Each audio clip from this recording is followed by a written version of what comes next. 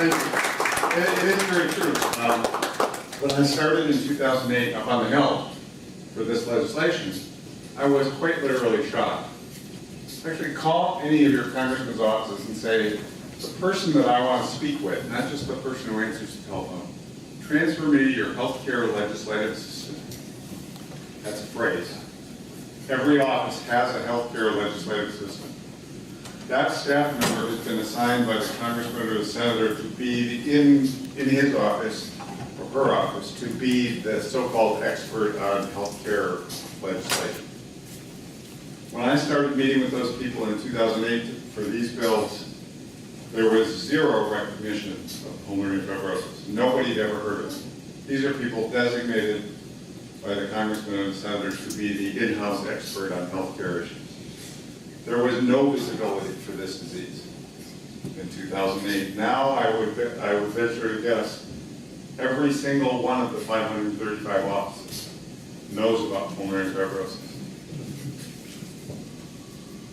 So have we accomplished, we haven't gotten the patient registry built yet, but have we accomplished something positive? Yes, because we've educated literally hundreds, probably thousands, of staff members and congressmen and senators about the lethality and the severity and the incidence and the prevalence of this disease. Over time, that'll make a difference. Said to Russell last night at dinner, 4 years ago, who would have heard of Susan Komen? Nobody.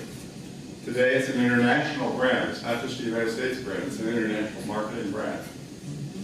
I hope we don't have to get to that point with pulmonary fibrosis just to get a patient registry.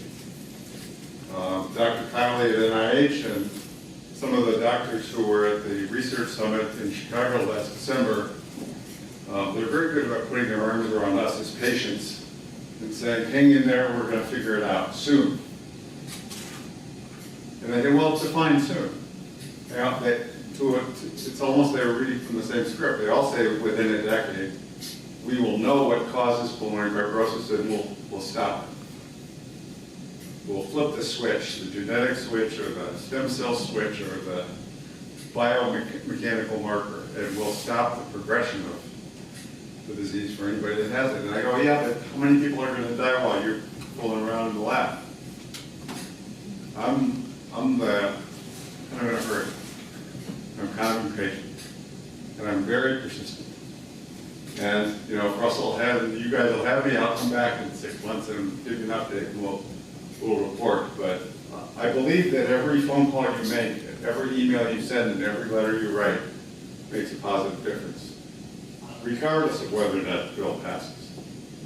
It's important to do for yourselves, and it's important to do for your children and your grandchildren and your friends, and it'll make a difference. Ultimately, they'll figure out this disease.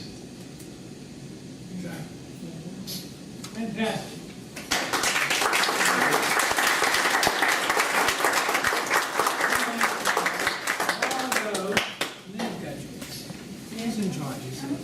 I'll be hanging around when it's over, so if anybody wants to say any more, they plan on asking anything you want. Earlier today, I had a little box like this. I thought I had it over here, but it said Fogelberg on it. I can't seem to find it. Anybody see it? I'll look for it, but in the meantime, we want to give you a token of our appreciation.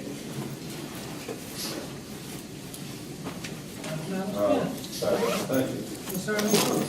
And it must be on the floor.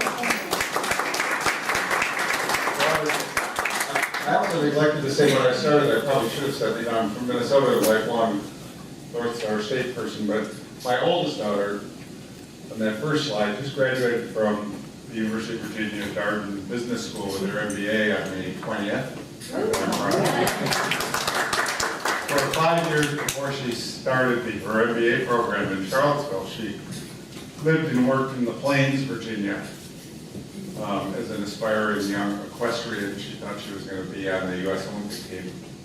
When the reality set in that she was good, but not quite that good, she went and got her MBA. But she is now back in Minnesota as of Saturday night, and can't wait for the day when she can move back to Virginia. She's totally drunk the Kool-Aid. She's totally invested in coming back. It's a wonderful state that you live in. You've got a terrific medical system here.